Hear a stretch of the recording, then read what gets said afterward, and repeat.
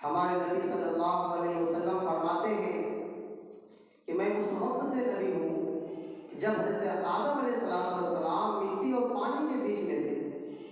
میں ابراہیم علیہ السلام کی دعا ہوں، میں عیسیٰ علیہ السلام کی بشارت ہوں، میں اپنی امی آمنہ کا